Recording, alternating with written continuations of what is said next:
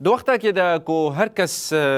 هفدمي سردانا أحمد الشرع جبو أمريكا بحثا هفكاريا هزن سوريا ديمقراطيك و كواليسيونا نابنتوي ديكا بريفبر نافندا راغاندن يا قصد فرهاد شامي هندك خالن جرينج بلافكرن فرهاد شامي دبيجا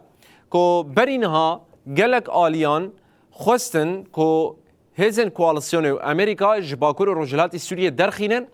و بفي آوائي هفكاريا قصده و كواليسيون بداوي بكن لبلي لگور فرهاد شامي دبيجكو تخمين وان آليان ند جهدبو چمكي ايرو روج هفكاريا وان و كواليسيون استراتيجية که هرمي و نابنتوية و فيغا في هنا مزنتر و كورتر بويا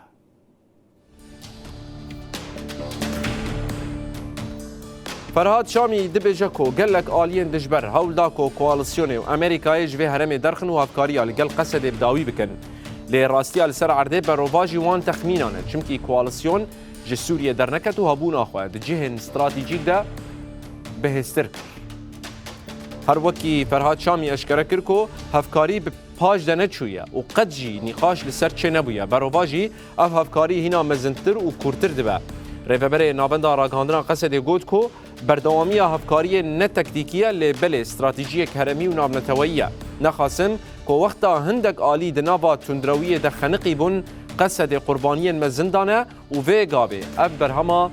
باورية فرهاد شامي ديار دكا كو بايتخت نابنتوية سركشيا شر ترور دكنجي في راستية باش زانن لورا چه كسي خود سبير الراستية بروفاجي فيكي دفل خو وگره و خوشاش نکه